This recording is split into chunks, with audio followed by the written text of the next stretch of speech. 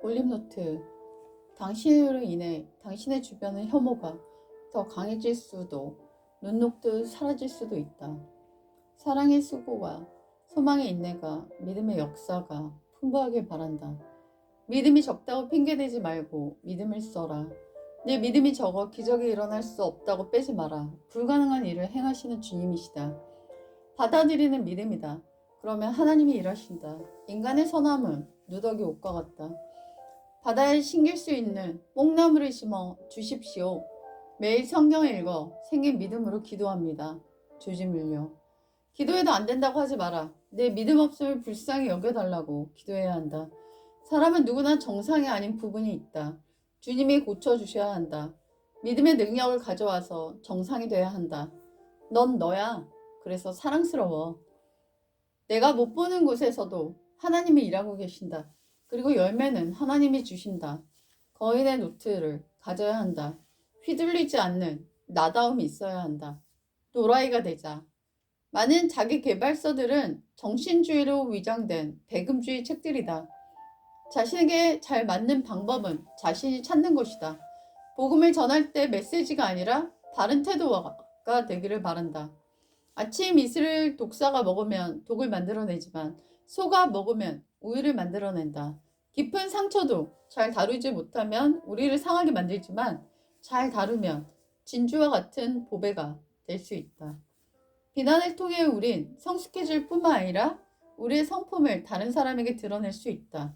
비난을 통해 자기 성찰을 하는 시간을 갖는다. 비난을 통해 자신의 한계를 본다. 초라한 인간을 본다. 돌을 맞으면 천천히 자신을 돌아보게 된다. 아름다운 모습이다. 비난은 우리가 볼 수 없는 것을 보게 하고 생각할 수 없는 것을 생각하게 만든다. 우린 비난을 잘 다루는 법을 배워야 한다. 유비는 내가 무엇이 부족한지를 잘 알고 있는 사람이다. 인간관계의 핵심은 진심을 갖고 대하느냐이다. 요즘 20대들은 이런 고민을 한다. 내가 과연 가정을 꾸밀 수 있을까? 내가 과연 관계를 형성할 수 있을까? 인간관계에서 배신은 어쩔 수 없이 맞아야 되는 것일 수 있다. 그것을 두려워해서 관계 맺기를 피해서는 안 된다. 인생은 긴데 어찌 단 한 번의 배신 없이, 단 한 번의 상처 없이 갈 수 있겠는가? 현실을 인정해라. 하지만 하늘의 이치는 돌고 도는 것이다. 그렇기 때문에 희망을 버려서는 안 된다. 다산 정약용. 꼰대는 나중심, 나만 옳다는 생각을 가진 사람이다.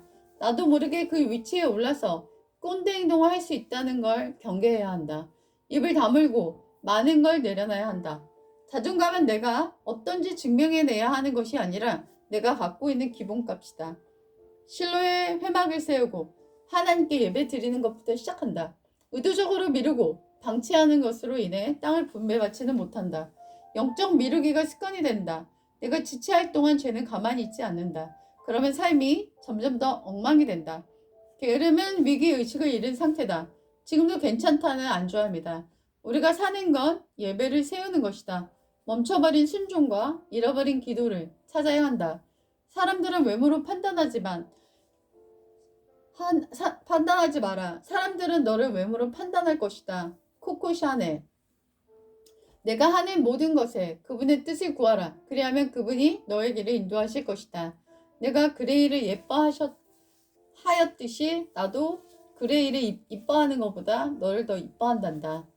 하나님은 왜 이렇게 힘든 일이 많게 하셨을까? 그건 너의 사랑을 더 잘하게 하기 위해서란다. 고통이 고마울 때. 어제 난 8년간의 일기를 천천히 읽어보았다. 그 일기들은 크고 작은 고통을 담고 있었다. 일기는 힘들 때 쓴다는 것을 더더욱 느낄 수 있었다. 일기 속에서 눈물과 속상함과 인내들이 녹아 있었다. 그 일기들을 읽으며 찾아왔던 고통들이 나를 인간답게 만들고 있다라는 것을 깨달았다. 고통 없이 비정한 사람이 된다. 하지만 쓰라린 시간을 묵묵히 인내하다 보면 자신의 고통의 깊이로 타인의 고통을 이해하게 된다. 다들 고통스럽다고 한다. 예전 뉴스에서 피아노를 트럭에 싣고 나와 정치인들이 들으라고 시위하며 연주하는 사람을 보았다. 그럼 커피숍 사장님은 커피 머신을 들고 와서, 음식점 사장님은 불을 들고 와서 요리를 해대며 자신의 고통을 시끄럽게 토로해야 될까? 고통의 시기는 떠들 때가 아니다. 잠잠하며 깊어지는 때이다. 빨리 지나갔으면 하는 시간들이 지나고 나면 깨달을 것이다. 이것들이 고마웠다라는 것을. 세상은 고통당하는 자들로 인해 전진한다. 톨스토이. 문제되는 것은 문제하지 않을 수도 있고 문제되지 않은 것을 문제할 수도 있다. 교회가 왜 신뢰가 떨어졌나? 교회가 세상에 전혀 다르지 않기 때문이다. 짠맛을 잃어버리면 사람들에게 밝힌다. 완전히 다른 방법으로 사는 게 교회가 칭송받게 된다. 교회의 부르심은 거룩하고 성결하게 살라는 것이다. 작은 악도 허용하지 말라는 것이다.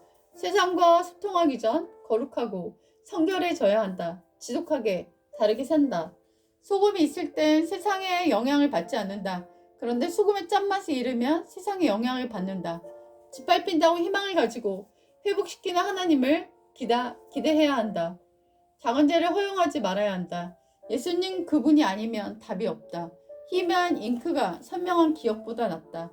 IQ가 지혜를 측량할 수 없고 친구의 숫자가 관계의 깊이를 증명할 수 없고 집의 평수가 화목함을 보장할 수 없고 연봉이 그 사람의 인격을 대변할 수 없다.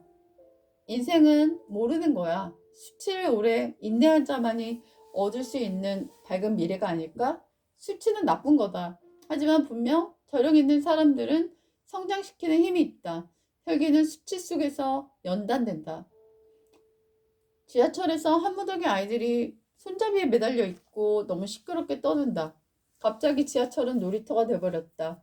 다들 인상을 쓰나 아무나 얘기하는 사람이 없다. 누군가 야단을 쳐주기를 기대하지만 나서려고 하지 않는 것이다.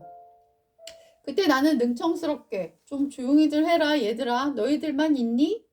한 남자아이가 고개를 끄덕이자 무리들이 잠잠해졌다. 지하철 한 칸에 사람들의 소나기 시선을 맞아야 했다. 강연을 가던 어떤 세미나를 가던 듣기 거북한 얘기를 웬만하면 안 한다. 눈치를 보고 비위를 맞추기 때문이다. 그치만 언제부턴가 난 소신대로 얘기하는 개인, 단체, 리더에게 끌리고 있다. 비난을 당할 수도 있다. 불이익을 얻을 수도 있다. 하지만 자기 생각을 말할 수 없고 그것대로 살아볼 수 없다는 건 무색, 무양, 무취로 사는 것이다. 버스에서 기사가 아이 하나가 내리려는데 차를 출발했다. 차 안 승객들은 많은 소리를 외쳐댔다. 정말 아찔했다. 그때 뒤통수에서 천둥번개 치는 소리가 들렸다. 운전 똑바로 해. 체중이 확 내려가는 버럭치는 소리였다. 버럭맨도 멋있다고 느끼는 순간이었다. 눈치 좀 그만 봐. 당당하게 하고 싶은 말을 해봐. 기득권이 된 착한 기득권이 돼서 선한 영향을 미쳐. 꿈을 꾸는 자는 나이가 들어서도 어린아이와 같은 설렘을 갖고 산다. 교육을 받고 자질을 갖췄다고 길이 열리는 건 아니다. 오랜 열정으로 달려온 자들에게도 문은 열린다. 당신이 꿈을 포기하지 않는다면. 재능과 능력보다 중요한 건 말과 행동의 기본 예절을 지키는 것. 아무 인연이나 만들지 말며 생활의 절제를 하는 것. 말 많은 사람, 언어가 센 사람, 자신이 리드해가는 사람. 내가 싫어하는 사람들은 이런 공통점이 있었다. 자신감이 넘치는 사람들을 싫어했다. 그들은 대부분 외모가 좋고 자신의 일에 성과를 내고 두드러지는 사람들이었다. 그런 잘 나가는 사람들을 왜 싫어했을까? 질투일까? 그럴 수 있다. 아무튼 잘난 척을 어떤 식으로 담는 사람들에게 거부감을 느끼고 있었다. 이제 배타성보다는 수용성 있는 자세로 새해를 맞이해야겠다. 오랜 세월 사람들 중 싫어하는 부류가 많았다면 이제는 살 만큼 살았으니 좋아하는 부류를 더 가지면 어떨까? 하긴 그들의 잘남이 내게 해가 될 건 무엇일까? 끈질긴 열정으로 계속하다 보면 분명 실력이 쌓이고 노하우도 생기고 성과도 얻게 될 것이다. 거의 모든 사람들이 실패한 이유는 중간에 그만두거나 열정이 식어버리기 때문이다. 우리의 유일한 소원은 하나님과 가장 가까이 있는 사람이 되는 것이다. 기쁨의 근원은 오직 하나님이다. 하나님이 주시는 제일 좋은 것은 성령이다. 사람이 하고자 하여도 그것을 이루는 것은 하늘에 있으니 어쩔 수가 없도다. 삼국지의 제갈량. 부부는 최초의 작은 교회이고 서로를 돕는 사람이고 같은 사명을 이루어야 한다. 부모가 해주는 말은 아이의 바닥을 다지고 선생님이 해주는 말은 아이의 천장이 된다.